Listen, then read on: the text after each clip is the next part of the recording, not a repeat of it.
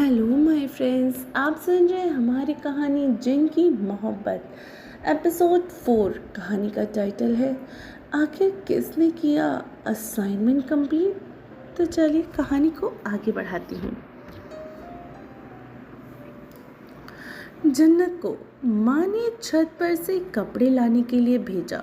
तब जन्नत ने माँ को ठीक है कहकर छत पे चली जाती है। छत पर उसका छोटा सा बागीचा भी था। उसमें रंग बिरंगे फूल खिले थे। छत पर ठंडी ठंडी हवाएं चल रही थी। अचानक एक हवा का झोंका आया और जन्नत का दुपट्टा उड़कर फूलों के ऊपर गिर गया। जन्नत ने अपने मन में कहा, यार ये हवा भी ना बड़ी शैतान हो गई है, मेरा दुपट्टा उड़ा के ले गई। वह दुपट्टा फूलों के पौधों से ऊपर से उठाने लगी। तभी उसे वहां पर वही भीनी भीनी सी खुशबू महसूस होने लगी, जैसा उसे उस पीपल के पेड़ के नीचे सूंघने को मिली थी। जन्नत ने अपने मन में कहा, यार इन फूलों से तो बहुत ही अच्छी और मीठी सी सुगंध आ रही है, जैसा कि उस पीपल के पेड़ के नीचे मुझे आई थी। और इन फूलों से तो आज तक मुझे ऐसी सुगंध नहीं आई। ये सोचकर उसने अपना दुपट्टा उठाया और रस्सी से सूखे कपड़े उतारने लगी। वह जैसे ही कपड़े उतारने लगी वैसे ही रस्सी हवा में इधर उधर घूमने लगी। क्या यार, ये हवा भी ना मुझे परेशान कर रही है। वह उन कपड़ों से बात करने लगी, प्लीज़ तुम लोग मेरा कहना मानो और मेरे पास आ जाओ। रस्सी हिलना बंद हो गई। हल्की सी हंसी की आवाज़ जन्नत के कानों में सुनाई दी। वह जरा सा चौंक कर उसने इधर उधर देखा, पर वहां पर उसे कोई भी नहीं दिखा। फिर उसने अपने ही सिर पर एक चपत लगाई। पागल हो गई हूँ मैं, इस छत पे तो मैं अकेली हूँ ना, तो फिर यहाँ कौन हंसेगा। फिर उसने सारे कपड़े उतार कर नीचे चली गई और कपड़ों को ठीक करके अलमारी में रख दिया। बेटा, हो गया काम? कपड़े रख दिए क्या अलमारी में? ऐसा रीमा जी ने जन्नत से पूछा।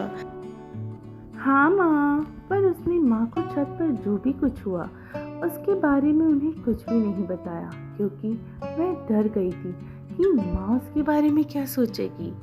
माँ, मैं घर पर आ गया।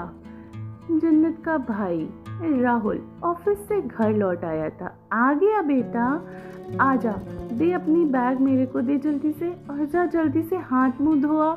जन्नत, जरा अपने भाई के लिए बेटा चाय बना लाओ, मैं आंगन में जाकर आती हूँ। ठीक है माँ। जन्नत ने चाय बनाकर लाई और राहुल फ्रेश होकर कपड़े चेंज करके डाइनिंग टेबल पर बैठ गया। ये लो भाई चाय। उसने राहुल के सामने चाय रखकर कहा, अरे वाह, आज चाय तुमने बनाई है? राहुल ने आश्चर्य से जन्नत से पूछा। जी भाई, माँ को आंगन में कुछ काम था तो मैंने चाय बना दी। जन्नत ने बड़े ही फक्र से कहा, अरे वाह, मेरी गुड़िया बड़ी हो गई है, चलो मैं पापा से बोलकर तुम्हारी शादी करा देता हूँ। राहुल जन्नत को छेड़ते हुए कहता है। तभी जूतों की आवाज पीछे से आने लगी। क्या बेटा, किसकी शादी कराने वाला है तू? जन्नत के पापा घर के अंदर आ ही रहे थे और राहुल से पूछते हैं, देखो ना पापा, भाई मुझे बोल रहे हैं कि तेरी शादी करवा देता हूँ, पापा से बोलकर। राहुल सामने की टेबल पर बैठा था और वह हंसने लगा। अरे पापा, मैं इसे छेड़ रहा था, वैसे भी मेरी बहन चाय और मैगी ही तो अच्छी तरीके से बना लेती है। राहुल ने पापा से कहा, हाँ तो उसके पति को क्या वह चाय और मैगी ही खाने को देगी क्या सिर्फ?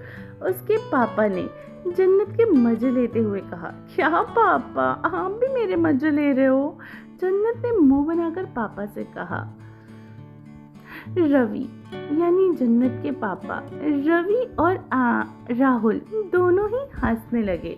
फिर सब लोग एक साथ खाना खाते हैं और अपने अपने कमरे में चले जाते हैं।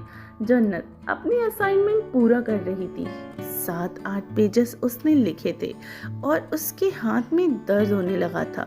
उसने मुंह बनाया और बाद में वह म्यूजिक सुनने लगी। थोड़ी देर में ही उसकी आंखें लग गई। कमरे में सिर्फ टेबल लैंप ही चालू था, जिस पर जन्नत अपने असाइनमेंट कंप्लीट करते वक्त डेस्क पर ही सो गई थी। कमरे की खिड़की खुली हुई थी, उसमें से हल्की हल्की हवाएं और चांद की रोशनी आ रही थी। हल्की हल्की हवाएं जन्नत के चेहरे के ऊपर से छोटे छोटे बालों को हौले से उड़ा रही थी। कमरे में एक मदहोश कर देने वाली भीनी भीनी सी खुशबू जन्नत के इर्द गिर्द बिल्कुल फैल गई थी। जन्नत इस समय गहरी नींद में थी। किसी ने उसको हल्के से अपने गोद में उठाया और सामने पड़े बेड पर लिटा दिया। वह दो चमकती आंखें जन्नत को बड़े प्यार से देख रही थी। बीच बीच में जन्नत भी मुस्कुरा रही थी और उसे देखकर वह आंखें और भी ज्यादा चमकने लगी। सुबह हुई तो जन्नत नींद से जागती है। बाप रे, 8 बज गए, अभी तो मेरी असाइनमेंट भी कंप्लीट नहीं हुई है। यार, कल म्यूजिक सुनते सुनते कैसे मैं सो गई। जन्नत खुद से ही बड़बड़ा रही थी। जन्नत फटाफट फ्रेश हो गई और उसने अपने बदन पर एक पिंक टॉवल लपेटे हुए था। फिर वह बाथरूम से बाहर आई। उसने अपने कपड़े अलमारी से निकाले और उसको उसके पूरे रूम में वही पीपल के पेड़ वाली भीनी भीनी सी मीठी सुगंध महसूस हुई। अचानक उसने दीवार के ऊपर की घड़ी की तरफ देखा, जहाँ पे 8:30 बज चुके थे। यार, 8:30 बज गए। उसने तुरंत अपने कपड़े चेंज किए और अपने डेस्क की तरफ जाने लगी। उसने अपने सभी असाइनमेंट एक बार ठीक से समेटे। उसके आश्चर्य का कोई ठिकाना ही नहीं था। उसके सारे असाइनमेंट कंप्लीट हो चुके थे, पूरे 5 बार। एक बार तो वह शॉक्ड हो गई। वह अब सोचने लगी, यार, मैं कल असाइनमेंट लिखते लिखते सो ही गई थी, तो मेरे असाइनमेंट कंप्लीट कैसे हो गए? क्या मैंने ही इन्हें कल रात सोने से पहले कंप्लीट किया था या नहीं? कल तो मैंने थोड़े ही पेजेस लिखे थे, फिर हाथ में दर्द होने के कारण म्यूजिक सुनने लगी थी। मुझे याद है कि म्यूजिक सुनते सुनते ही नींद आ गई थी। फिर इससे कौन लिख कर गया? ये सब सोचकर उसका दिमाग खराब हो गया था। तभी माँ की आवाज़ उसके कानों में आई। तो फ्रेंड्स, कैसी लगी आपको हमारी कहानी?